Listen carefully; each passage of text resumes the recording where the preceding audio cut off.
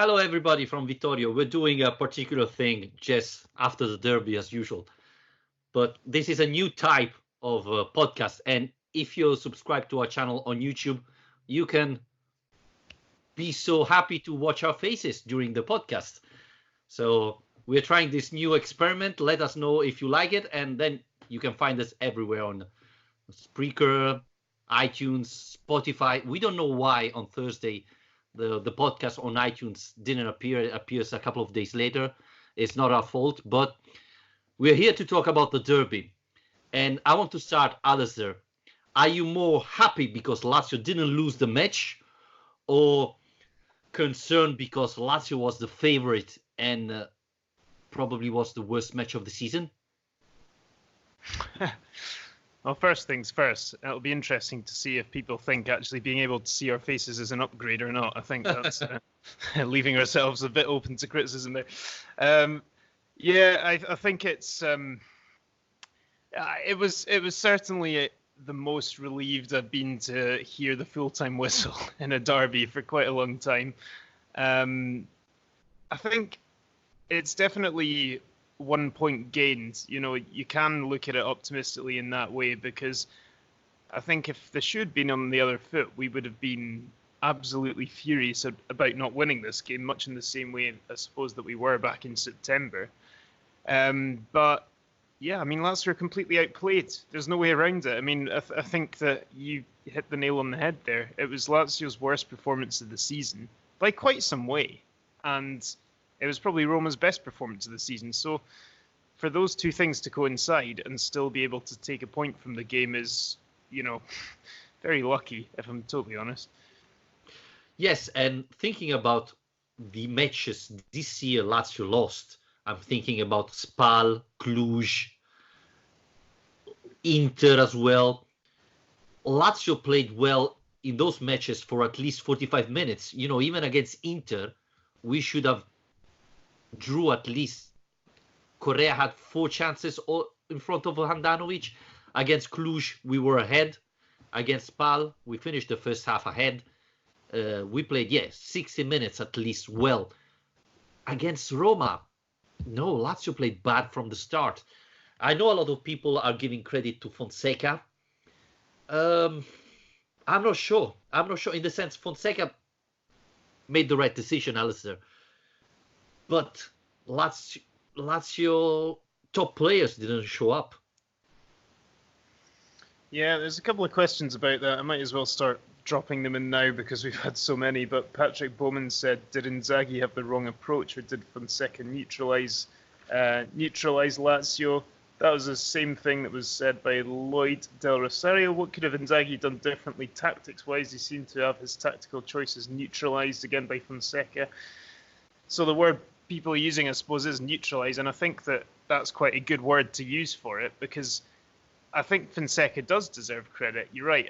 In terms of Lazio's attitude to the game and how lethargic they were, I think you expected to see more from Lazio, and it was way off what we've got used to. But, you know, the tiredness argument doesn't really work for me, because Lazio had 1 day's extra rest on Roma in terms of Coppa Italia away trips. They had a further away trip than Lazio did. They're dealing with much more fitness problems and injury problems than Lazio are.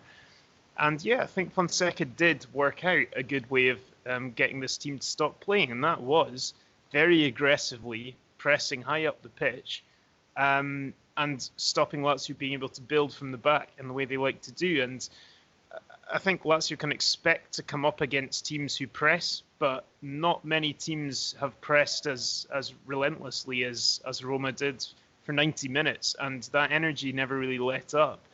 And like you were saying about the Spal game, for example, the Cluj game, you know, at least in those matches, there were moments where you thought, oh, something's happening with Lazio at this point. But on Sunday, honestly, it was an awful game to watch, because from start to finish, they were you know, the worst team, and it was a bit disappointing that they never really worked a way out of that Roma press.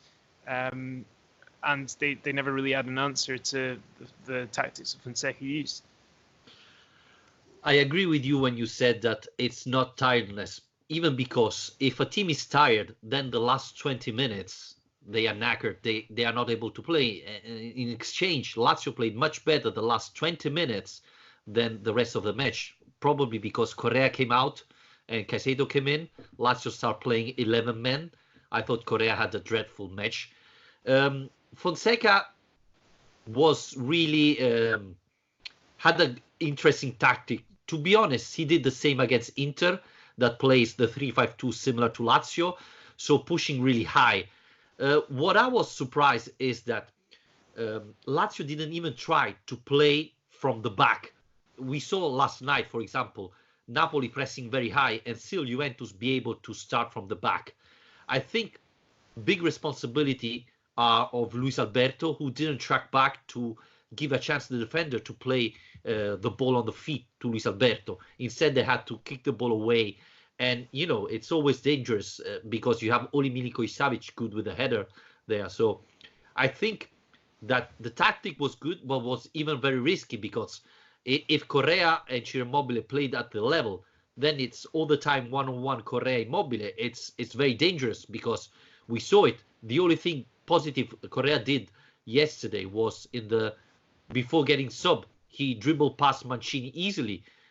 So, you know, being one-on-one with them, it's very dangerous. But as Luis Alberto played terribly, and Lazio was scared probably to play from the back. And, you know, this was a little bit surprising because Lazio always did it. And this was the key for me why Lazio played so badly. Here's the thing. I think you touched on something very important there with the way that, you know, the way that Lazio started the game. I almost expected that they were, you know, playing a counter-attacking match, and that was almost a tactical setup that Inzaghi had chosen, was to, you know, bring in that pressure and then look to hit them on the break. But again, you know, credit to Roma for the way they were set up, because they didn't give Lazio a chance. You know, any expectation of being able to get in behind and exploit those spaces, any long ball, high ball, through ball that was coming through was generally being intercepted, usually by Chris Smalling. And the two strikers were never anywhere near it. So in terms of answering the question from Lloyd Del Rosario there, I think that the only thing that's stuck out for me, I don't know if you agree with this, was that perhaps we would have been better suited starting the game with Caicedo up there instead of Correa, because he's someone who at least gives you a platform. You know, if you're on the back foot and you're not dominating possession and you're looking for a quick way out, Caicedo's a much easier target to aim for, and he's an intelligent player because he not only can win the ball in the area and he can hold the ball up and link up well with other players, but he does actually relieve pressure from the other team quite a lot, in that he wins fouls off defenders. He's very clever with the way he uses his body, the way he goes into challenges with defenders, and that's just not something we really got from Correa or Immobile yesterday. So it wasn't only that they were losing the ball when they went long, but it was also that the ball was coming straight back again because there were hardly ever any stoppages. Yeah, again, watching how Correa played yesterday, probably the best option was to start Caicedo. I don't think Correa was 100% fit, and now there's the question mark because it looks like he came out because he was injured again. Now he could miss a lot of matches. So I can understand that in an important match like that, you choose your favorite players, your top players. But if Luis Alberto and Correa were not fit, then, and that's something that Fonseca did, right? Pastore and Kolarov weren't 100% fit. They didn't start. Maybe Inzaghi should have done the same because Correa pretty much was invisible yesterday, and as you were saying, didn't help. My question is, he didn't help because he was not fit, or he didn't help because what you were saying? I really think that he didn't play well because he wasn't fit. And same thing with Luis Alberto, who should have give a big hand to Lazio defense where to start playing football. So, you know, maybe there are some responsibility from the Simone Inzaghi there. Yeah, possibly. I mean, what did you make of Alberto's reaction to coming off as well? Because he was absolutely furious, you know, shaking his head on the way off, you know, throwing his arms up. He started shouting Inzaghi when he was going onto the bench. And I was thinking at least, to respond that way, you have to be playing well enough to suggest that you should be staying on the pitch. I, at first, when I saw Parolo was coming on, expected that Milinkovic would be the one coming off because he also had a poor game. And he was on a yellow card, and we know how terrified Inzaghi gets about yellow cards. But it was disappointing for me to see that kind of response. But maybe it's simply a case of it just being a frustrated player because he knows he wasn't on his game yesterday, and it was probably more about that than it was about the actual substitution. Well, what Inzaghi said after the match at the TV said that he was continually asking to Luis Alberto how he was, because in the at the end of the first half he said he was a little bit struggling physically. So Inzaghi kept asking to Luis Alberto, how are you? How are you? How are you? And Luis Alberto was disappointed because he said, I'm fine, don't worry. But Inzaghi said, I didn't want to risk him, and I took him off because of that. And Luis Alberto was upset because he said, well, I told you I'm fit. Why do you sub me? But I think that was just an excuse. I mean, Inzaghi wasn't happy about Luis Alberto, and I mean, it was obvious and makes sense. Talking about Milinkovic-Savic, at least he was fighting. At least he was the only one who was eventually getting some balls, fighting and tackles and things like that, which Luis Alberto didn't do that much. So you could understand why Milinkovic-Savic would stay and Luis Alberto would be sub. It's not the first time that when he gets off, he's not happy.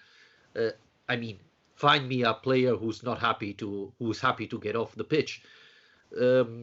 But yeah, probably the biggest concern I have is the condition of Luis Alberto and Correa, because they are two key players of this team.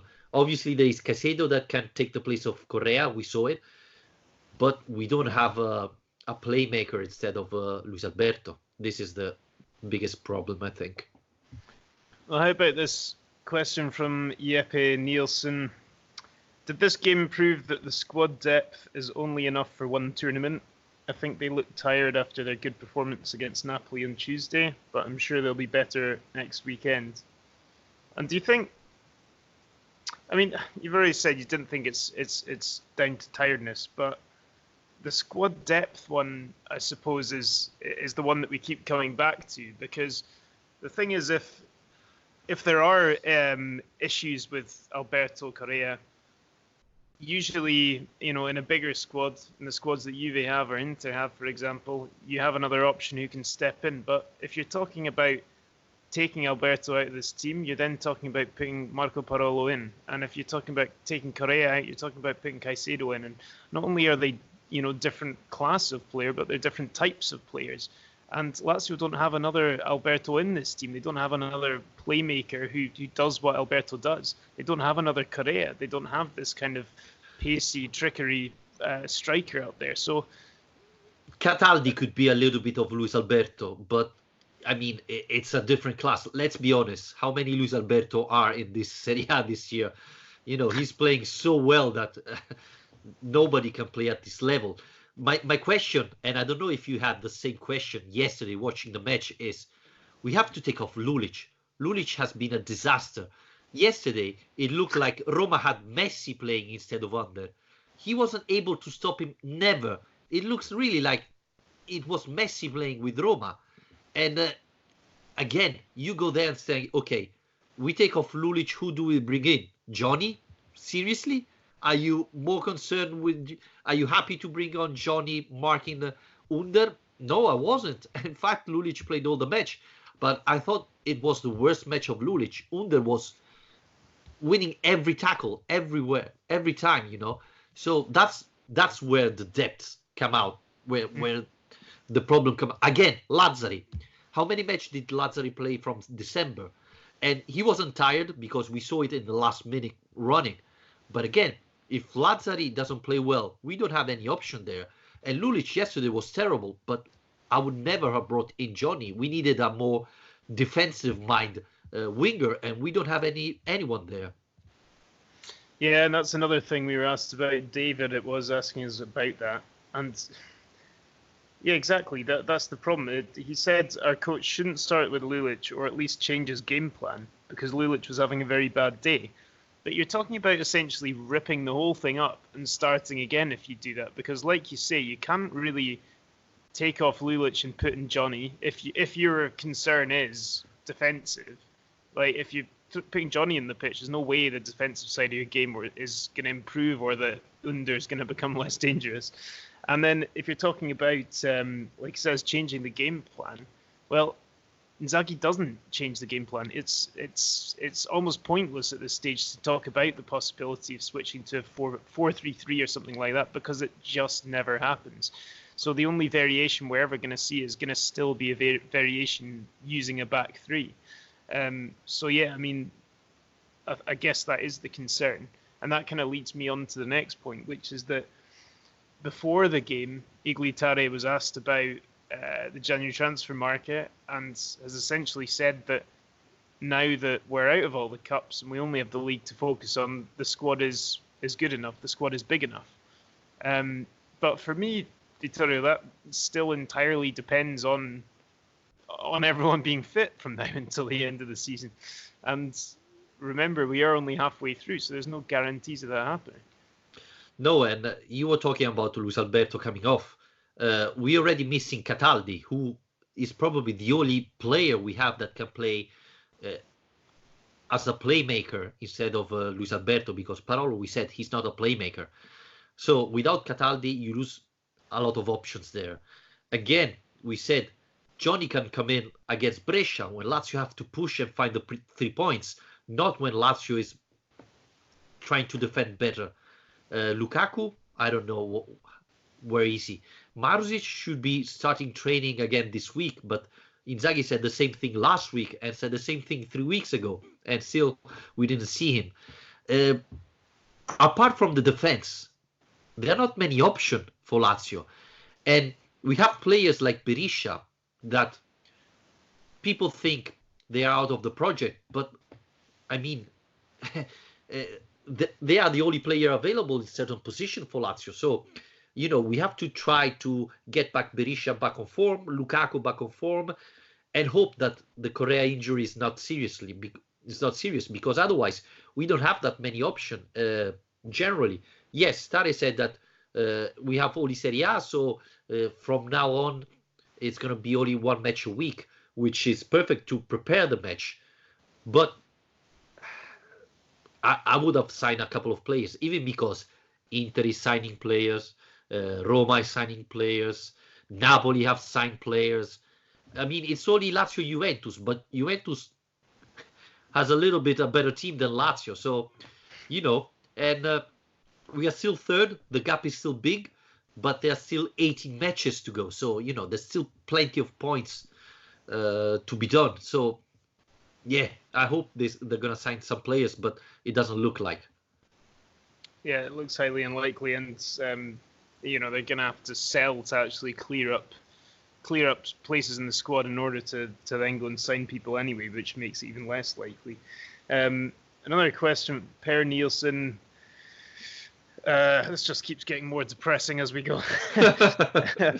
Is January's performance Lazio's real level? The results have been good, but apart from the Sampdoria game, the performances have been very bad, culminating with the worst game all season last night. We now have 6 games in the next month. If the performances don't get better, are you nervous that the season can be lost in these games against lesser opponents apart from Inter? I know I am. Can I be honest? Against Napoli in Coppa Italia, I thought Lazio played great football, much better than Napoli, and deserved to win it. So, yes, Lazio played not as best as against Brescia. Against Napoli in the league, Napoli played better, but Lazio didn't play that bad. Against Napoli in Coppa Italia, Lazio should have won 4-0 easily. So, no, I don't see this dip in form. My biggest concern, and we talked about it already, is the injury situation. I mean, Luis Alberto is the best assist man in Europe, not only in Serie A. If we lose him, it's going to be a big problem. Correa have been playing really well. Obviously, if we lose him, we're going to struggle. I'm happy to say that at least at the moment, it's not a dip of form. Um, and let's think this. Inter in January have won just one match against Napoli, and only because Napoli made two terrible mistakes. They drew against Atalanta, and they should have lost that match if Andanovic didn't save the penalty. Cagliari was coming from how many defeats in a row? 6, 5, I don't remember. 5, yeah, I think. And they drew at home against Cagliari. They drew against Lecce. Juventus lost against Napoli. So all the top team, Lazio, Inter, and Juventus are struggling in January. This tells you something, probably. Maybe, after doing so well at the beginning of the season, this is a moment that you have to calm down, relax, focus on the coming month. And so, yeah, I wouldn't be so negative, to be honest. The gap is still huge. I think, Alasdair, I don't know if you agree with me, the next 3 matches are going to be fundamental, because if you win against Spal, if you win against Verona, and you win against Parma, you get 9 points. And, the gap could increase. And if you be 16 points from the 5th, it's not over. But Lazio have really to do a disaster to not get to the Champions League. I don't want to talk about Scudetto because, as we said often, it's not the goal of Lazio. Lazio's target is the Champions League. Yeah, no, I was going to say exactly the same thing about the games that are coming up, because I think that's almost exactly what this team needs right now, is those 2 home games in a row, and against lesser opposition, obviously Spal down in the relegation zone. Verona, to be honest, I think is going to be a pretty tricky game, actually, but it is a home game, and one that you'd expect to win. And I think that's kind of what the team needs right now. I think they do need to rest up a bit. They need to get their confidence back a little bit. I mean, not too much, though, because like you say, let's put this in perspective and remember, we're on a 15-match unbeaten run here. It's not been a complete disaster. The performance wasn't good, but still come away with a point from it is something in itself. And the fact that Roma only managed to get their goal from a mistake as well, it could have been a lot worse than it was. I mean, we shouldn't at least be talking about this as like the end of Lazio's run, because the run is still going on in many ways. So I think that those 2 games are going to be very important for me. And then beyond that, I think if we were still in the Europa League and the Coppa Italia, if we're still in 3 competitions, then yeah, I might start to be a bit concerned at the moment, seeing the team being a bit tired, a bit leggy, and dipping in form a little bit. But we're not, and I think that we needed this year. We needed a year of being out of the cups, almost to make sure we can push ourselves over the line, because it's a big opportunity that's still there. And both derbies are out the way now. Getting a point from this game is not only important to continue that run, but it obviously avoids that gap getting any bigger with Roma. And if we win the game in hand, we'll then have a 10-point gap. So, yeah, I think if you look at Lazio's run of games coming up versus the teams around them, it's an emptier calendar, and it's got some nicer opposition in it. So I don't think we should get too distraught about the idea of everything collapsing around us.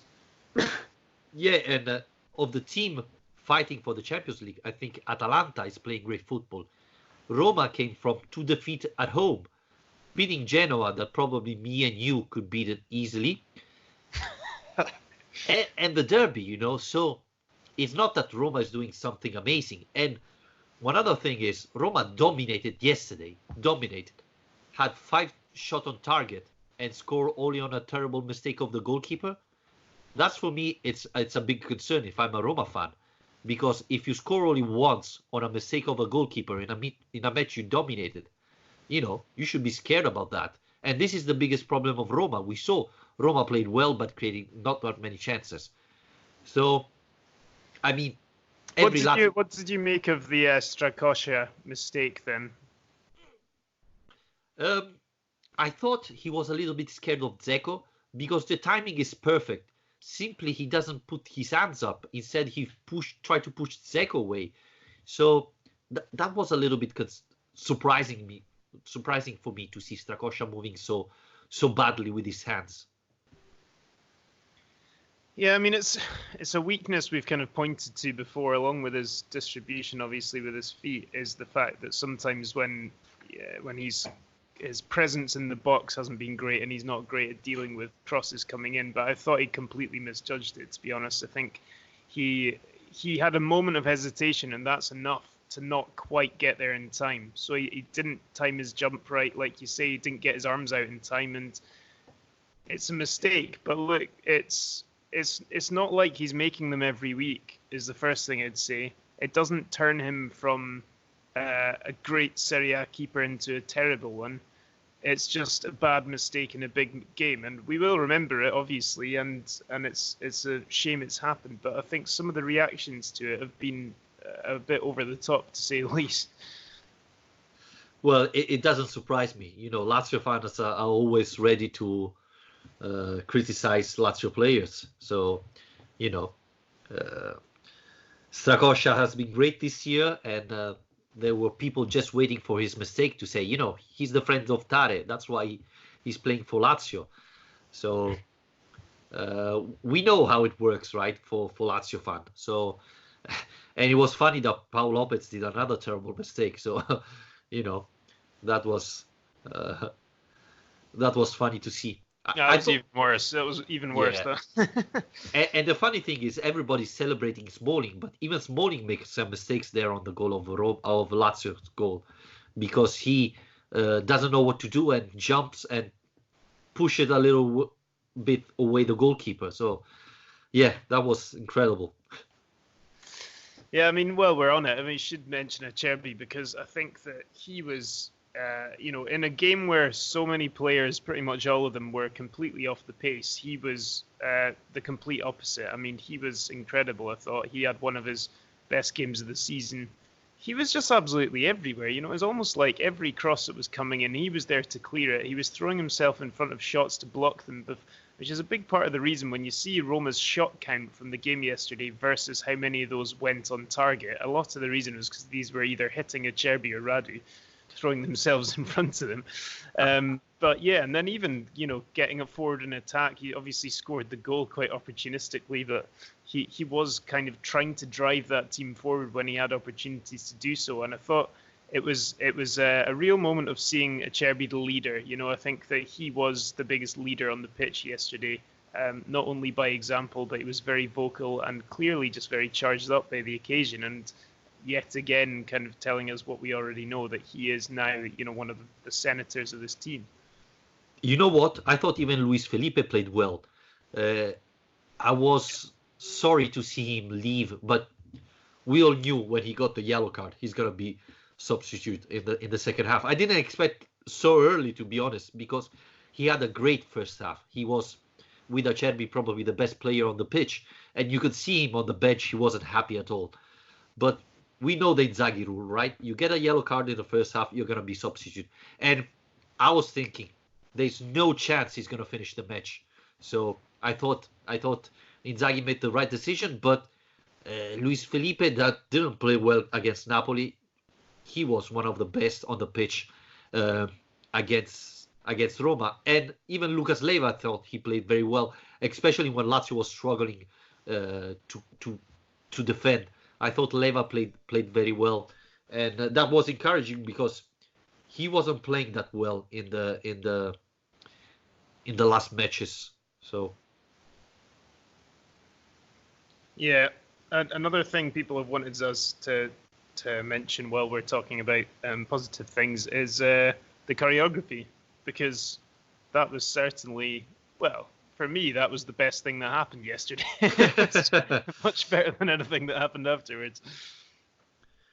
Yes, and there's this story, right? Because Roma thought they spotted the choreography of Lazio, with the lights, and so made the banner, and then Lazio changed the choreography. It was amazing. And it looks like Roma took the choreography idea from FIFA. So yeah. I know it comes from us, so we are Lazio fan. But talking about choreography, usually Lazio always win it. Yeah, no contest really. It was amazing. I mean, the when we first saw the phone lights coming on, the Forza Lazio on the top tier, and from the perspective of where I was in the press box, it was quite hard to really see at first what they were trying to write, because I think the Forza part was quite well written, but the Lazio part wasn't. So, and we were facing the Lazio part, so it took us a couple of minutes to work it out. And then I was thinking, I was like, oh well, it's quite a nice, innovative idea. But I was a bit disappointed if that was all we were going to get. And then obviously the creation painting coming out. I mean, that was absolutely unbelievable. And what a year we've had for that. With that one, the one from the Juventus game, and what was the other one I'm blanking on? There's another one at the start of the season as well. Well, the one for the 120 years, right? Of course, yeah, the 120 years, yeah. So, I mean, we've been kind of spoiled in the last month and a half or so. So, yeah, I mean, even if your team's not performing on the pitch, I think it's always quite nice in a derby if you manage to win that battle, because it is such a big part of it. Yeah, that's the biggest difference. One of the biggest difference from the Rome derby to all the others, right? There's the atmosphere that it's unbelievable. This is why I usually said that the Milan derby is a friendly match compared to the derby of Rome. Yeah. Right, I'm going to try and get back on some of the questions. I should probably say at this point, we've had quite a lot come in, which tends to happen if we've not played well. And I'm not going to read them all out, but we are covering quite a few bases of topics that people are wanting discussed, I hope. I'm very sorry we don't get to where you're asking. While you're looking for question, Alasdair, I think yesterday we were both surprised to not see Coloro start, but I think when he came in, we understood why he wasn't playing, because Lazzari had one chance and simply run past him, and Coloro couldn't grab him. So Fonseca made probably the right decision, because Kolarov is not able to stop Lazzari. He's too slow these days to stop Lazzari, and that's probably why Kolarov didn't play. Yeah, but I tell you what, when he came on and the first thing he had was a free kick from about 25 yards, I was already had my head in my hand. We were all thinking about that. Yeah, I said to my son, he's gonna score on this free kick. I'm sure about that. I was so sure. But yeah, well, actually, you were talking about that. So, got asked. Reber said, we had a few questions kind of like this as well. Did Fonseca show the rest of the league how to neutralise Lazio? We couldn't figure out what to do with the high pressure, didn't get the wing-backs going, and often ended up with long, unprecise passes and clearances, which I think is pretty much a spot-on analysis of what went wrong. And like you say, I think a big part of that was actually, when Coloro came on, you kind of noticed that. You realised what a good job Spinazzola had been doing of pushing so high up the pitch that Lazzari never really got the opportunity to go up and involve himself in the attacks, and you start to realise what an important role he plays in getting that team up the pitch. And obviously Lulic wasn't managing to do it, and I think Milinkovic-Savic passing out of defence was very lazy sometimes as well. So yeah, like we said, we weren't really managing to do that. But do you expect that, like he says, other teams now, do you think it's the kind of performance that, Spal or Parma, probably not Verona, but will come to the Olimpico and will look to try and do that high energy, high press game against Lazio? I really hope so. Because yesterday Luis Alberto, Correa, Immobile, and Milinkovic played badly. But let's not forget, against Sampdoria, how often did we score with a long ball to Ciro Immobile? So Sunday I thought key players of Lazio didn't play well. The tactic was good, but as I said, it was really dangerous. I hope Spal play like that, because a long ball from Acerbi to Immobile, I guess this time he's going to score. He's going to allow Immobile to score. So obviously, if they play like this and Lazio players play bad as they did against the derby, then probably every tactic will be good to stop Lazio. But if Milinkovic-Savic show up, Immobile show up, etc., then it's going to be a very dangerous tactic. Fonseca went all in, I think. he tried this way to stop Lazio, but again, it was really dangerous, and he's lucky it didn't work out for Lazio, obviously. Yeah, I mean, I think the thing is as well, you need a certain type of squad to be able to do that. And so it's one thing Roma doing it, and they've got the players and the fitness levels required to be able to play in that system. And don't remember, it's the derby as well. So there's fitness levels, and then there's kind of derby adrenaline that gives you that extra 10% or whatever. So I don't think you can really realistically expect that a team at the bottom end of the table, a Spal or a Brescia or whatever, are going to be able to replicate that. And like you say, I think that Lazio are dangerous in those situations quite often. They weren't yesterday, but they have been the rest of the season. And Lazio are also, they have different ways to play.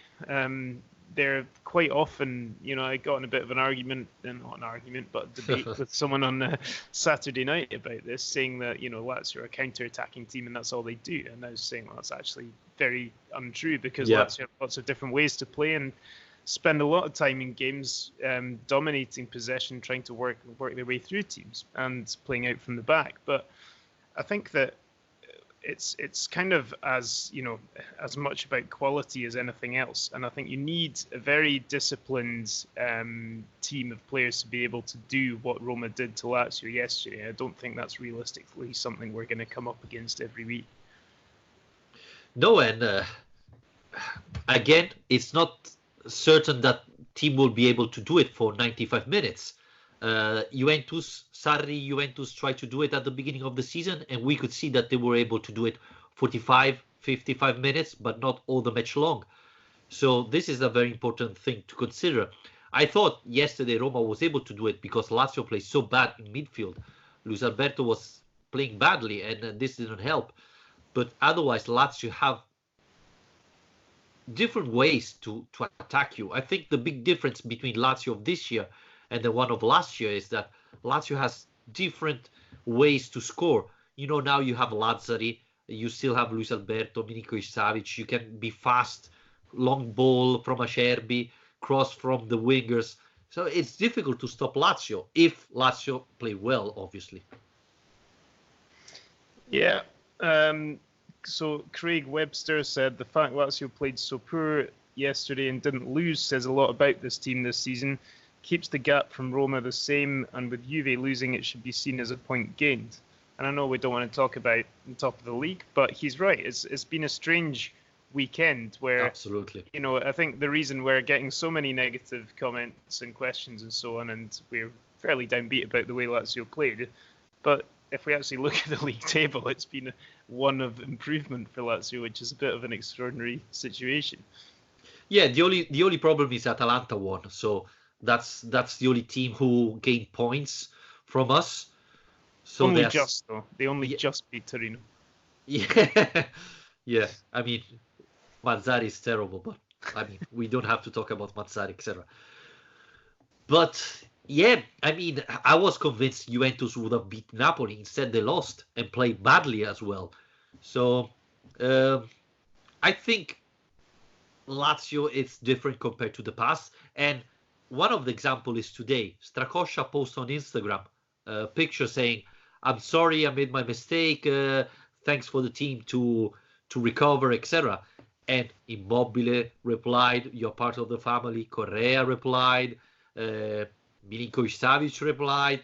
Even Keita replied. Yeah. This proves you how this is a family. It's not simply a bunch of players playing with the same shirt. They're all together, and obviously some of them have been playing 4 years together, some less. But Inzaghi, the big thing Inzaghi did is he's built a group, a real family that is fighting for each other. So they have their back, and I think this is going to be a very important thing for the rest of the season, and makes you understand why Lazio is playing so well. Maybe not playing so well, but why Lazio is getting these points, right? This result, scoring the last seconds against Brescia and so on, because the team is together, everybody's fighting together, everybody's helping the other one, and even when things are going bad, like against Roma, they all stick together and fight to get 1 point. And who knows, maybe this point is going to be the difference to allow Lazio to get to the Champions League. Yeah, yeah, exactly. I mean, you're right. There's a real sense of unity in the team, and it's kind of infectious. You can't help but love this team really at the moment because of the way they bond on the pitch and off it.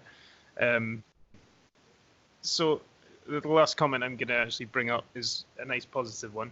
I found one. So Ben Thomas wrote to us on Facebook. He said it's a point gain, not 2 loss. It wasn't the best performance by any stretch, but let's put a bit of perspective on things. It's perfectly normal to have a bad game every now and then. We're still enjoying a healthy lead in the Champions League race, and we've played Juve off the park twice already. We don't have a European or Cup distraction to take away the focus from our true goal of Champions League qualification. Plus, we have Europe's top goal scorer. So there you go. All the positives laid out in one nice message. Thank you, Ben. Yeah, and the thing we have to remember is January is very different because there's not the European Cups. Now they're going to come back. Atalanta has a Champions League match to focus. Roma has the Europa League. And, Roma, Inter have the chance to win the Europa League now. So I think, even though Conte is not the perfect manager probably to win in Europe, but he has a big chance and he'll have to lose energy for that competition. And maybe, Roma and Inter can go further in Europe League. And this will mean they will have more matches and then lose more energy.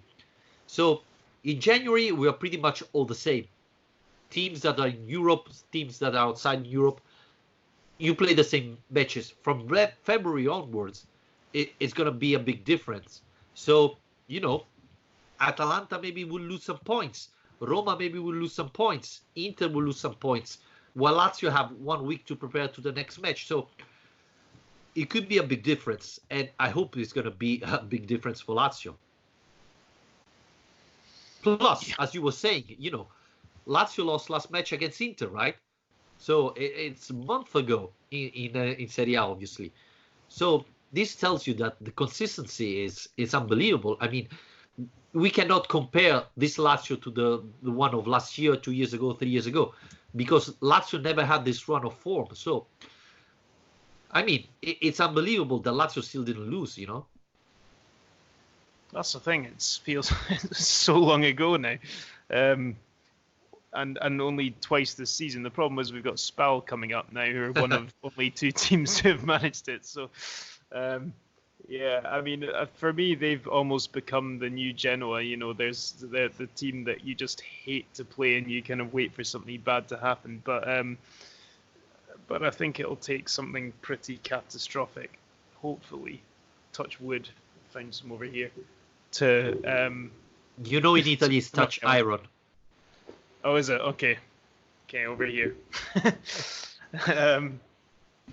Yeah, so like I said before, I think that the fixture list is kind in some ways after a performance like this.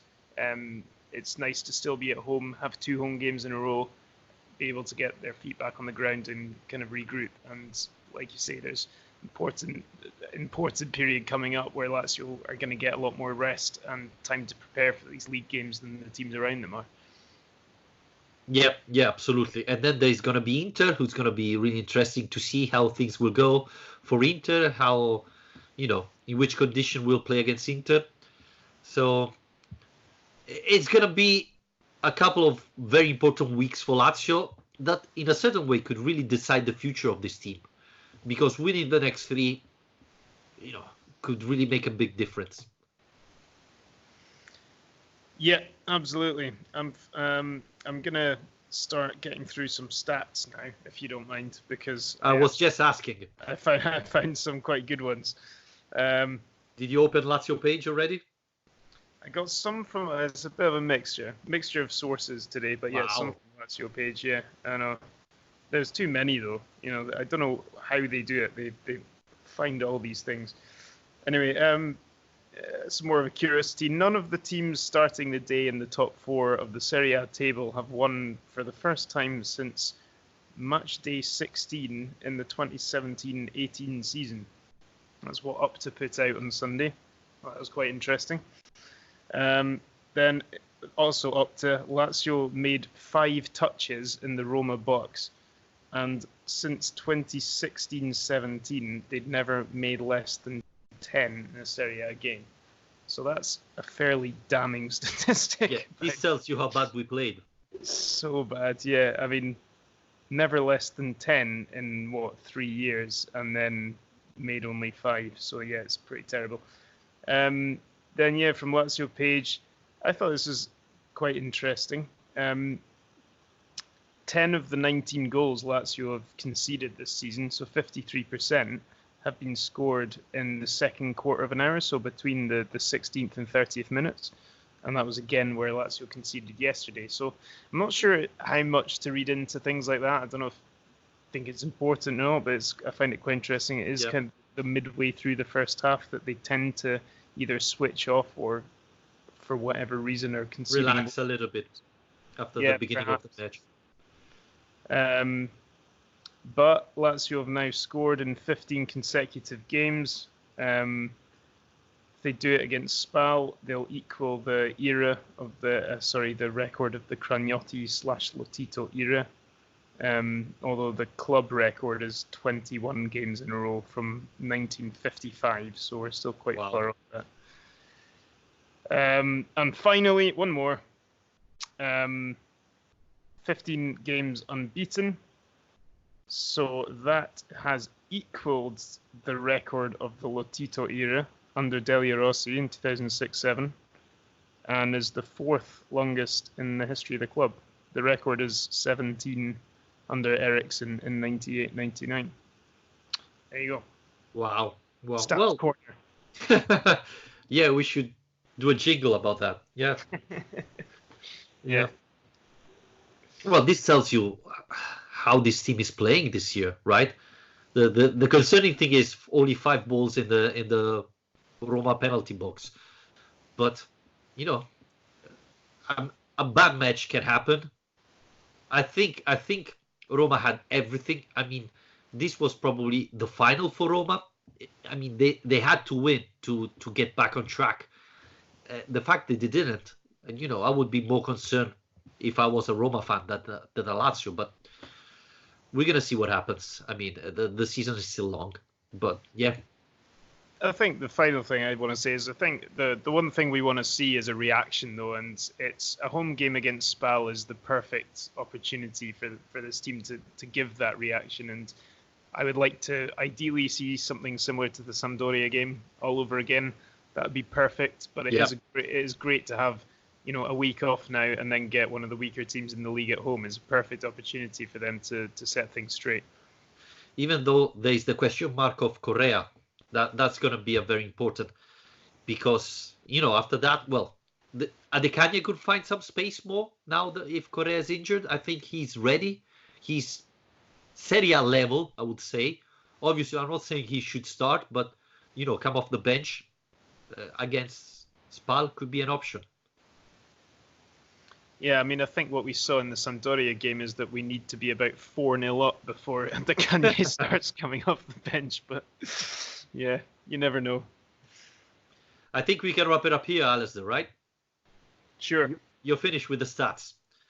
Yeah. So guys, let us know what you think about this new type of show. Obviously on YouTube, we are live video, and as usual, you can find us on Spotify, Spreaker, iTunes. Hopefully updated this time, and rate and review the podcast, please. And we're gonna talk after Spal Lazio. Bye, everybody.